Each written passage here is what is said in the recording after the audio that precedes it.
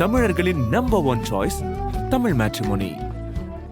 மூத்த பத்திரிகையாளர் திரு பிரியன் நமது இணைப்பில் இணைந்திருக்கிறார். சார் வணக்கம். வணக்கம் சார். இன்றைய கூட்டத்தில் ஆர்ப்பாட்டத்தில் பயங்கரமா விமர்சனம் செஞ்சு திமுக அரசு மீதும் ஸ்டாலின் மீதும் நேரடியாக குற்றச்சாட்டை முன் வச்சிருக்காரு. இப்போ மூத்த பத்திரிகையாளர் ராதாகிருஷ்ணன் சொல்லும் போது பாஜக விமர்சனம் செய்யாதது கூட ஏன் தெரியல அப்படின்ற ஒரு விஷயத்தையும் முன் வச்சிருக்காரு. உங்களுடைய பார்வை என்ன சார்? அதாவது திருவோணத்தில் நடந்தது அது நிச்சயமாக கடுமையாக கண்டிக்கத்தக்கது. அதுல எந்த விதமான சந்தேகமும் இல்லை. காவல்துறை சட்டவிரோதமாக செயல்பட்டு இந்த கொலை, அது படுகொலைன்னு என்னுடைய பாயிண்ட், படுகொலையை நிகழ்த்தி இருக்கிறார்கள். இதற்கு ஆட்சியில் இருக்கிற ஸ்டாலின் தான் பொறுப்பு என்று சொல்வதை நம்மால் ஏற்றுக்கொள்ள முடிகிறது.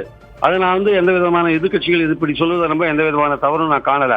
ஆனால் அதே சமயம் அதற்கான தொடர் நடவடிக்கைகளை நீங்க பார்க்கணும். அது தமிழ்நாடு காவல்துறையை சேர்ந்தவர்கள் இதை செய்திருக்காங்க. அதை விசாரிக்கணும்னா தமிழ்நாடு காவல்துறை விசாரிச்சா சரியா இருக்காது. அதற்காக சிபிஐ என்கொயரியை கொண்டு வந்திருக்காங்க. சிபிஐ அந்த கேஸ் எடுத்து இப்ப விசாரிக்க ஆரம்பிச்சிருக்காங்க. இதுல நீதி நிலைநாட்டப்படும், அஜித்குமார் மரணத்துக்கு சரியான ஒரு நீதி வழங்கப்படும் என்ற எதிர்பார்ப்பு நமக்கு இருக்கிறது.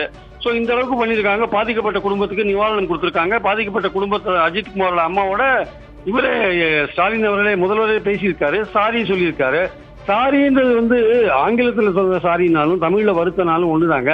சாரின்றது ஏதோ ஒரு அது வருத்தத்துக்கு ரொம்ப ஒரு அந்த அளவுக்கு ஒரு வெயிட்டான வார்த்தை கிடையாது அப்படின்ற எண்ணத்துல பேசுறாங்க.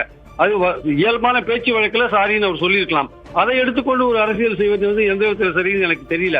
அவர் ஆக்சுவலா ஆழ்ந்த வருத்தத்தை தெரிவிக்கிறதுக்கு பதிலாக சாரிமான்னு சொல்லியிருக்காரு. அதுல இயல்பான பேச்சு வழக்குல அவர் பேசியிருக்காரு. அதை ஒரு அரசியல் ரீதியாக பயன்படுத்துவது என்பது எந்த விதத்துல சரியில்லை. அது இன்னொரு விஷயத்தையும் விஜய் பேசுறாரு. என்னன்னா, அவர் போய் அங்க பாதிக்கப்பட்ட குடும்பத்தை பார்த்துட்டு வந்தார். அதெல்லாம் பாராட்டத்தக்கது. நிச்சயமாக அவருடைய மனிதாபிமானத்தை வெளிப்படுத்துகிற ஒரு விஷயமா இருக்கு. அவர் காட்டுகிற அக்கறை, நீதி வேண்டும் என்கிற அவர் காட்டுகிற அக்கறையை நம்ம பாராட்டுறோம். அதுக்காக நடந்த போராட்டத்தையும் நம்ம பாராட்டுறோம். அதை பத்தி எந்த விதமான குறையும் இல்லை. ஆனால் 24 பேர் இறந்திருக்காங்க திமுக ஆட்சியில அப்படின்னு சொல்லிட்டு 24 பேர் குடும்பத்துக்கும் அவர் போய் சாரி சொல்வாரு அப்படின்னு அவர் கேட்கிறாரு. நான் கேட்கிறேன், சரி, அது நீங்க சொல்ற விஷயமும் ஒரு மனிதாபிமானம் சம்பந்தப்பட்ட விஷயம் தான். ஆனா இந்த லாக்அப் மரணங்கள் அல்லது நீதிமன்ற காவலில் இருக்கும்போது மரணம் அடைகிறது இன்னைக்கு நேற்றுக்கு நடக்கிற விஷயமா? எல்லா ஆட்சியிலையும் திமுக ஆட்சிகள்ல மாறி மாறி வந்த ஆட்சிகள்ல பல நேரங்கள்ல பல இந்த மாதிரி மரணங்கள் நிகழ்ந்திருக்கு.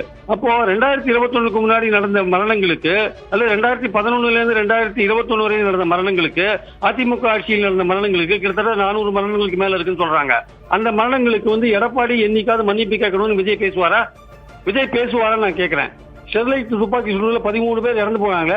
அந்த குடும்பத்துக்கிட்ட மன்னிப்பு கேட்டார் எடப்பாடி? அதாவது நீங்க அரசியல் ரீதியா பேசலாம். ஆனால் அது பேசும்போது நீங்க கொஞ்சம் ஓரளவுக்கு யதார்த்தமான கடந்த காலத்தில் நடந்த விஷயங்களையும் பார்க்கணும். ஒரு விஷயம் காவல்துறையை கண்டிக்கணும். சுப்ரீம் கோர்ட்டோட வழிகாட்டுதல் இருக்கு. ஒருத்தர் விசாரிக்கிறது எப்படி, ஒருத்தர் அரெஸ்ட் பண்றது எப்படி, ஒருத்தர் ரிமாண்ட் பண்றது எப்படி, பல விஷயங்கள் அதில் இருக்கு. அப்படிலாம் இருக்கும்போது அதை கடைபிடிக்காத காவல்துறையினர் கண்டிக்கப்பட வேண்டியது, தண்டிக்கப்பட வேண்டியது அவசியம்.